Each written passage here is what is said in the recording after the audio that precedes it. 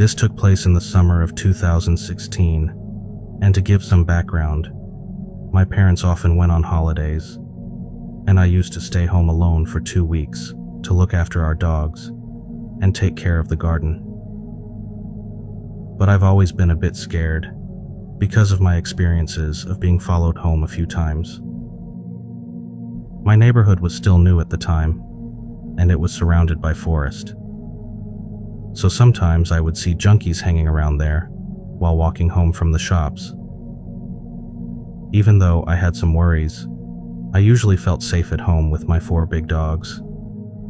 Nothing ever really happened because most of my neighbors were my dad's friends, so it gave me a strong feeling of safety. And our house was surrounded by a big fence with little spikes on top, making it almost impossible to climb over without getting hurt. The first couple of days were fine, and nothing strange happened, except for some thuds I heard in the garden. But I didn't think much of it, since it was usually just martins messing with my mom's flowers. And it happened so often that even my dogs ignored it. Then after 2 days, I finally needed to go to the shops. But because I was busy all day, I had to go in the evening when it was starting to get dark. Not my best idea, I know. I went to the shops, got my stuff, and started walking home on my usual path. It was a busy path in the evening because people walked their dogs there, and it was like a mix of a park and a forest. As I walked, texting on my phone, I noticed a guy I had just passed suddenly stand up from a bench and start walking behind me. I thought maybe he was someone from my neighborhood I didn't know, and he was just heading in the same direction. So I left the forest and came out onto a regular road where the houses start. The guy was still following me, and I thought maybe he lived in one of these houses, but he didn't. When I reached the last turn where my house is, and he was still behind me, I realized he wasn't one of my neighbors, and I started to feel very scared. But fortunately, my neighbor who lives to the left of my house was outside watering his plants and saw me as I walked by. He started talking to me because he noticed I looked stressed and knew my parents were out of town. When the guy following me saw my neighbor, he quickly ran back toward the forest. Then I called my parents to tell them what happened, but they reassured me that I had nothing to worry about. They said our neighborhood is safe. I had my dogs with me and so on. I tried to calm down and carry on as usual. Just to add more context, when my parents are away, I sleep in their bedroom downstairs to keep my dogs from going up the stairs in the dark and possibly hurting themselves. That night, I was lying in bed reading a book, and my dogs were soundly asleep with me. They usually sleep on the floor around the bed, but they must have sensed I was upset. Suddenly I heard a thud from outside, like something tapping on the window in the room next to mine. I thought it was just martins again, but this time, my dog started growling at the window in my bedroom. After a few seconds of silence, there was another thud, this time on the window in my bedroom. I started to panic, but I tried to stay calm. The third thud was louder, and it was clear someone was banging on every window of the house. I was crying, knowing exactly what was happening. So I left my bedroom and went to the center of the house, where I could see the main door. Then I saw a dark figure outside my main door, peeking inside and banging on the small window while I sat there helpless. I moved out of sight, hiding under the table, and took out my phone while still hearing the man trying to break the glass. I called my dad, but he didn't answer. It was around 2 a.m., and they were on holiday. Then I tried calling 2 more times until my mom answered, confused about why I was calling in the middle of the night. By then, the man was banging on the door and trying to open it with his whole body, and my mom could hear it through the phone. My dad was urgently calling everyone who could help, his brother, my neighbors, my grandma, trying to get them to come quickly. My neighbor who talked to me earlier that day was the first to arrive and scare the guy away. The man ran to my back garden, but I was still too scared to open the main door. About 10 minutes later, my uncle, aunt, and grandma arrived, and I could see them all outside. My uncle had a key, so he opened the door and let my dogs out to chase after the intruder. My dogs are hunting dogs, so they're not friendly to strangers. Then my uncle and neighbor went into the backyard with flashlights, along with my dogs, to check every corner and make sure it was safe. I will never forget how my grandma and aunt came to me while I was crying and holding onto a chair. The man had escaped through the back of the garden into my other neighbor's garden, probably trying to get away from my dogs. He did manage to damage the small window in my main door. The glass was cracked, and the door itself was loose on its hinges. I don't want to think about what might have happened if they hadn't arrived at my house so quickly.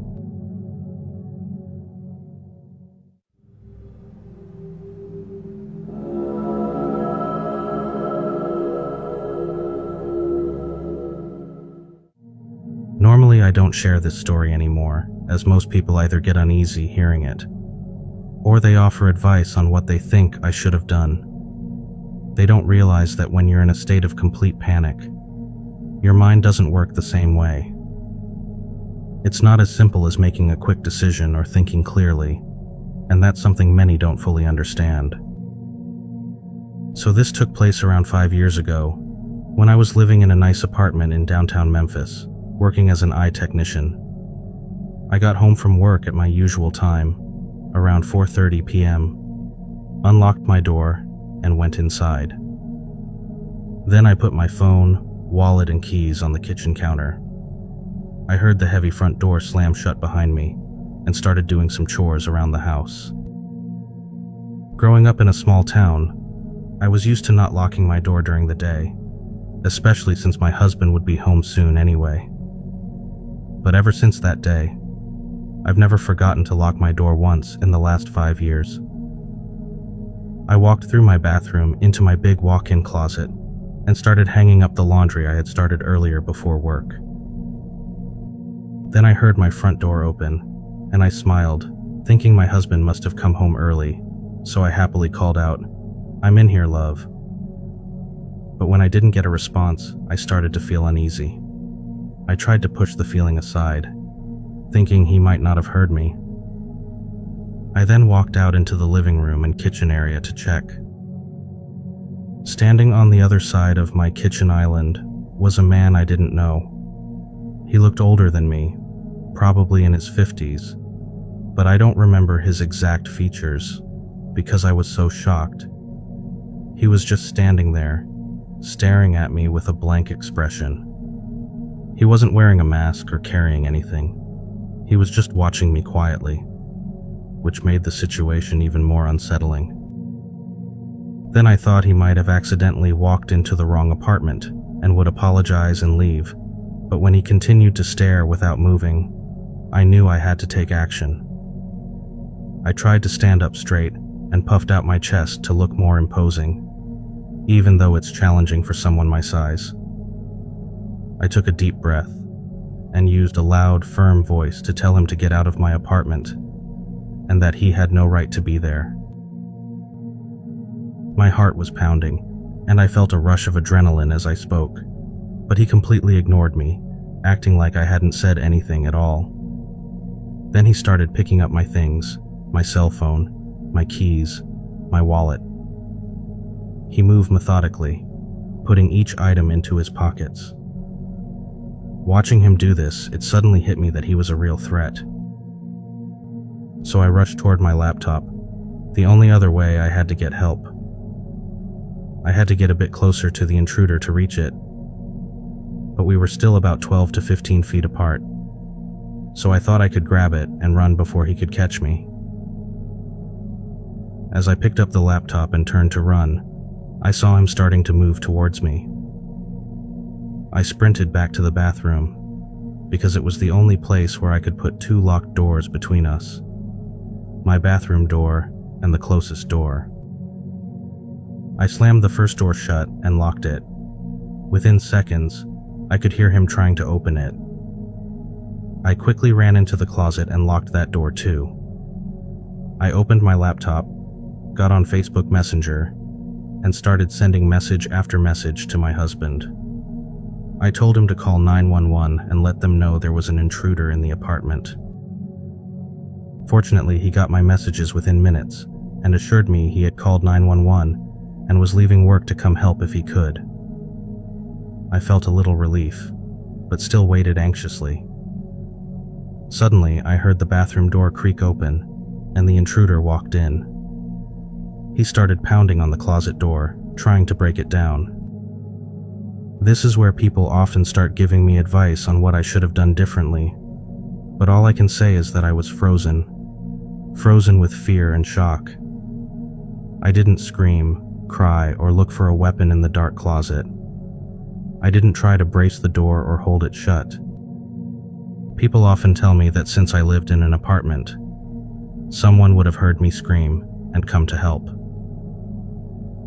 They think there must have been something heavy in my closet that I could have used to defend myself. They wonder why I didn't do anything. I don't really have an answer for that. But somehow, the closet door held strong. I heard the intruder's frustrated footsteps move back out into the living area of my apartment.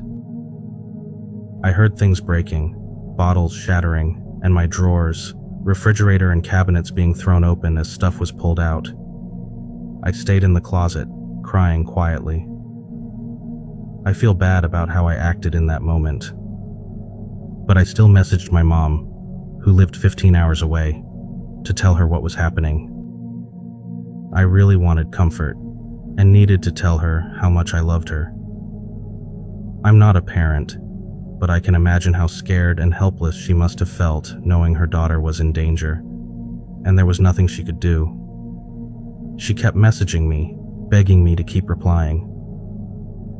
The intruder started messing with the closet door again, mumbling words I couldn't really understand. Then the front door opened again, and this time it was my husband, shouting for me. The intruder walked back toward the living room and kitchen area, where the front door was. I quickly opened the closet door and ran out to see my husband on the ground with the intruder, holding him down. The man kept mumbling and sometimes yelling, but he didn't really try to fight back much. Now, this part is all a blur to me. I remember feeling like the room was spinning and being mostly terrified for my husband. The fear felt overwhelming, and I couldn't think straight. Eventually, the police arrive, but it took them about 25 minutes to get to the apartment. I was shocked by how long it took. In those moments, time seemed to stretch out endlessly, and I had thought the wait was shorter. This isn't meant to criticize them, but 25 minutes felt like an unusually long time for the police to respond to a home invasion. The officers managed to recover my belongings from the intruder and took him out of my apartment. I then had to go through the process of filing a police report, detailing everything that had happened. Within 30 minutes, the scariest moment of my life was over, but I've carried the fear and anxiety with me for years. Knowing that someone could intrude into my space once makes me worry it could happen again. If something similar has happened to you and you're still dealing with the aftermath, the sleepless nights, listening for any sounds of someone breaking in, the nightmares, and constantly checking your locks, here's what eventually helped me. So a year after this happened, my husband and I moved to the Midwest for his job. We picked a safe town with a good apartment complex and chose a third-floor apartment with only one way in. Then I realized that my biggest fear wasn't that something might happen again, but that if it did, I was just as unprepared as before. I hadn't made any real changes other than locking my door. I knew I'd probably freeze up again and depend on hiding, or hoping the door would hold long enough to keep me safe. that just wasn't good enough. So, I went to a martial arts school with a great self-defense program, introduced myself, and signed up for classes. At first, I was quiet and stayed at the back of the room, keeping to myself. My instructor, who was very kind and understanding, helped me build my confidence and gradually helped me get over my fear. After several months of training, I finally told my instructor why I had started taking classes. I've been training for years now, and the change it's made in my life is incredible. The shy, quiet girl who was scared and hiding in her closet no longer exists. Now I am confident, strong, and worthy of protecting myself in my own home. I'm no longer ashamed of how I handled the situation, and I know what steps I can take to stay safe. It wasn't easy and didn't happen overnight, but it was worth it. I understand this might not be the right solution for everyone, and whatever way you choose to cope with your own story is the right choice for you.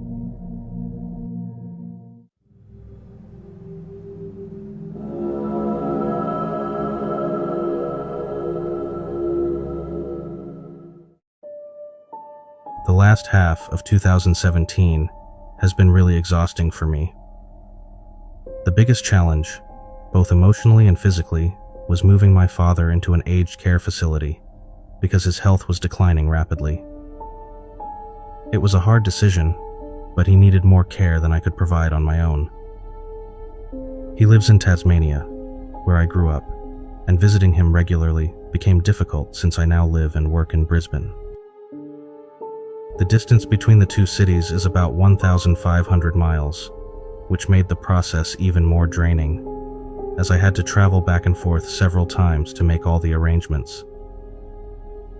I've been flying to Tasmania, which is a 3.5-hour trip, about twice a month to take care of my dad's situation. His house is old and in bad shape, so I've been keeping busy fixing it up to get it ready to sell. I've moved out all of his furniture and belongings, except for a pile of blankets and pillows that I keep there. I use them to make a makeshift bed on the floor whenever I stay overnight. The house is in a semi-rural area, surrounded by overgrown trees and bushes. It's an old, damp house, and everything creaks. There's no electricity right now, so it feels a bit creepy at night. The house isn't very secure also, like there's no alarm system. And while the doors have locks, they can be easily pushed open with a strong nudge. So I flew in on Christmas Eve in the evening and picked up my rental car for the hour-long drive to my dad's house. Before heading there, I stopped by a friend's place who lives about 10 minutes away from my dad's house. We had a few drinks and talked about how the year had gone. We laughed and shared stories for a couple of hours. Then after a while, I realized I had probably had too much to drink to safely drive the rest of the way. So my friend's wife gave me a ride to my dad's house and even offered to come back the next morning to take me back to their place to get my car. I got to my dad's house around midnight, and it was completely dark inside. Still a bit tipsy, I flipped the light switch, but nothing happened. Then I remembered there was no power. Using my phone as a flashlight to guide me through the dark house, I noticed that some tools I had left lying around were missing. The house had been empty for a while, so it was probably just some local kids who saw that no one was around and decided to take the opportunity to grab what they could. Even though it was unsettling to know that someone had been in the house, but I didn't call the police for a hammer, wrench, and screwdriver. The good news was that the big toolbox, which I keep locked up in the laundry cupboard and holds my more expensive power tools, was still there and in one piece. I looked at the padlock and the area around it. It was scratched and dented, like someone had tried to force it open. The toolbox is very big and heavy, too big for one person to carry alone, unless you're really strong. Feeling exhausted, I went into one of the empty bedrooms and used the blankets and pillows to make a makeshift bed on the floor. I couldn't settle down, and it was taking me a while to fall asleep. As I lay there in the dark, the only sounds I could hear, over the constant ringing in my ears, were the soft rustling of the wind through the trees outside. Then, suddenly, I heard what sounded like boots crunching on the gravel driveway that runs along the side of the house. I tried to listen more closely, when I suddenly heard a loud bang, like something solid hitting the metal railing leading up to the back door. It startled me, and I sat up with my heart racing. I wondered if it could be a wallaby or a possum making the noise. I stayed as still as possible, straining to hear any other sounds. Then I heard the wind rustling through the trees and nothing else for a few moments, which helped me calm down. But then I was startled by the pop and squeak of the back door being pushed open. I froze, not sure what to do. I could hear footsteps creaking through the house, and then the sound of the laundry cupboard being opened. I was at the far end of the hallway, but I could hear whispering. I tried to stay calm, took out my phone and called the police. I talked to the dispatcher while hiding my head under a pillow to muffle my voice. I explained what was happening, and she said the police were on their way. While this was happening, I heard a chink sound, like someone was trying to break the lock on the toolbox. The dispatcher suggested that I lock the door of the room I was in. I agreed, and as I slowly walked across the room to the door, one of the floorboards creaked loudly. I froze, and then heard complete silence from the laundry. After standing still for about 30 seconds, I tried to take another step, and heard another loud creak. It seemed to work in my favor, because I then heard the intruders quickly leave through the back door. I locked the bedroom door and told the dispatcher that I thought they were gone. She told me to stay put until the police arrive, and I said I was more than happy to do that. After about 5 minutes, the police arrived. The officers searched the area but didn't find anything, which I had already expected. They had tried to break open the toolbox. One of the cops said, "Why didn't they just use bolt cutters? They're such amateurs." Then I told the police that when I arrive, I found some of my tools were stolen, and the toolbox looked like someone had tried to break into it. Hearing that, one of the cops shared his theory. "They probably broke in earlier tonight before you got here, took what they could, tried to open the toolbox but couldn't, and then left to get something to open it with. While they were gone, you came home, and then they came back to try to open the toolbox. I don't think they were dangerous, just probably kids." I thought to myself that the timing was lucky. I made a report, and that was it. I stayed up until sunrise, and then got a couple of hours of sleep before Lucy, my friend's wife, came to pick me up to get my car. I asked if I could keep my tools at their place for safekeeping, and they agreed. I then drove to my dad's care home and had Christmas lunch with him and his new friends. The next day, I went to a hardware store and bought some new, stronger door locks. With the new locks installed, I felt more secure, knowing the house was better protected.